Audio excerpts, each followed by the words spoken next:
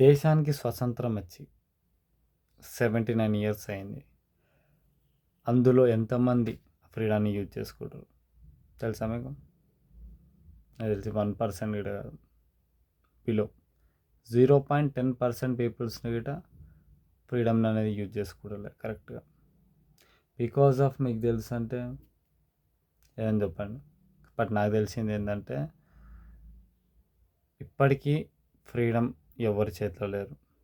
అది కేవలం కొంతమంది బిజినెస్ మ్యాన్స్, కొన్ని ఫ్యామిలీస్, అది పొలిటికల్ ఫ్యామిలీ, బిజినెస్ ఫ్యామిలీ ఏదైనా కావచ్చు.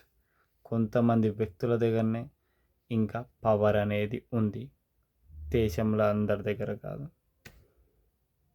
డెమోక్రసీ అనేది just for joke to big peoples. Small పీపుల్స్కి అది రూలే. ఇది అందరికి తెలుసు, ఓపెన్ ఫ్యాక్ట్ ఇది.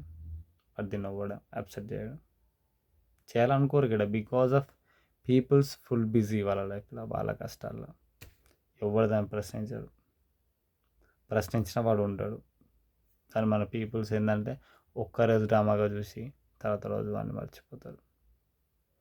అట్లాంటి దేశం మనది. కానీ by the way what ever, దేశం అంటే ఫ్రీడమ్ ఊకనే రాలేదు. చాలామంది సాక్రిఫైస్ చేసుకొని వచ్చింది. ఎంతోమంది బ్లడ్, వాళ్ళ లైఫ్ సాక్రిఫైస్లు చేసుకొని ఫ్రీడమ్ని మనకి ఇచ్చారు. కానీ మనోళ్ళు ఏం యూజ్ చేస్తారు? ఏం చేస్తారు?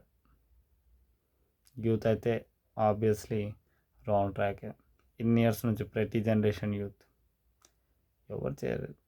The ultimate reality was always some families, some powerful peoples rule the world. Not for all.